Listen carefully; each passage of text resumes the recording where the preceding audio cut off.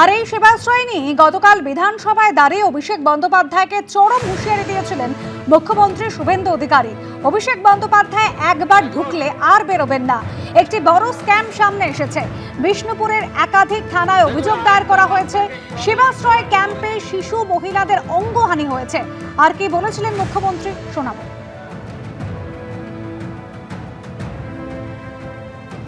একটি বড় স্ক্যাম সামনে এসেছে,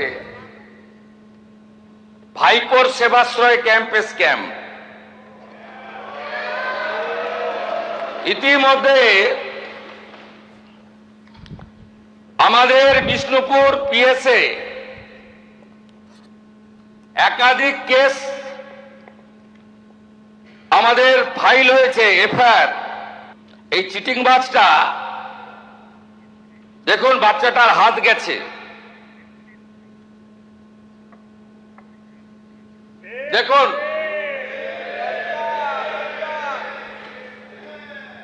দেখুন আরেকটা বাচ্চাকে কিভাবে বিকলাঙ্গ করেছে। দেখুন,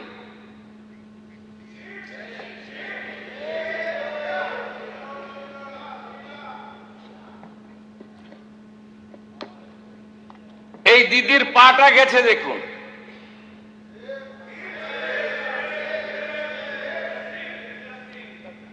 এ যেটা করেছে এই চিটিংবাজ ভাইপো, আল্ট্রাসোনোগ্রাফি মেশিন বাইরে নিয়ে গেছে, এক্সরে মেশিন বাইরে নিয়ে গেছে, সরকারি হসপিটালের ডাক্তারদের বাইরে নিয়ে গেছে, মেডিকেল কলেজের স্টুডেন্ট মুখ্যমন্ত্রীকে চিঠি দিয়েছে।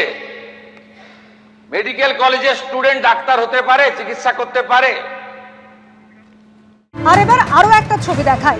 মাটিতে পড়ে রয়েছে সেবাশ্রয় ক্যাম্পে, মাটিতে পড়ে রয়েছে চেস্ট এক্সরে প্লেট, কিন্তু কোনো রিপোর্ট কিন্তু দেওয়া হয়নি। আর সেই ছবি তুলে ধরেছেন আমাদের প্রতিনিধি সন্দীপ সরকার।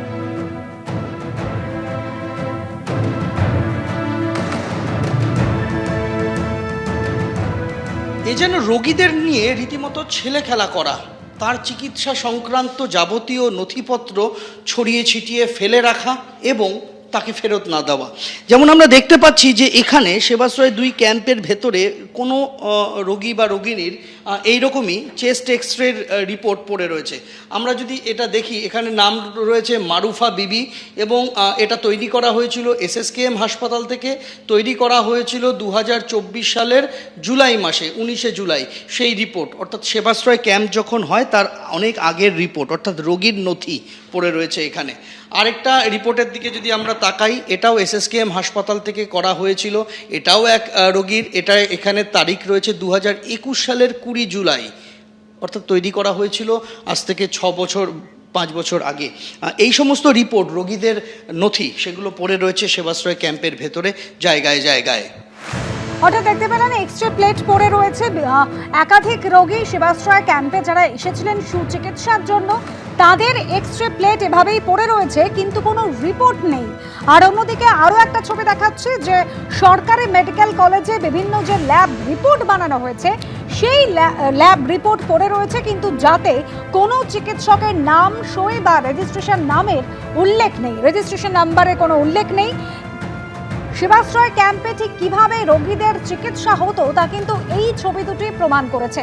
এর আগেও একাধিক অভিযোগ সামনে এসেছিল, সেখানে অ্যালোপ্যাথি চিকিৎসকের নাম করে হোমিওপ্যাথি, আয়ুর্বেদিক চিকিৎসক দিয়ে রোগীদের চিকিৎসা করানো হয়েছিল, বা যে সমস্ত মেডিকেল ইকুইপমেন্টস ব্যবহার করা হয়েছিল তা কিভাবে নিয়ে আসা হয়েছিল, আদৌ পারমিশন ছিল কিনা, সেই একাধিক প্রশ্ন সামনে এসেছে। আর এবার বেনজির দুর্নীতি সামনে এলো।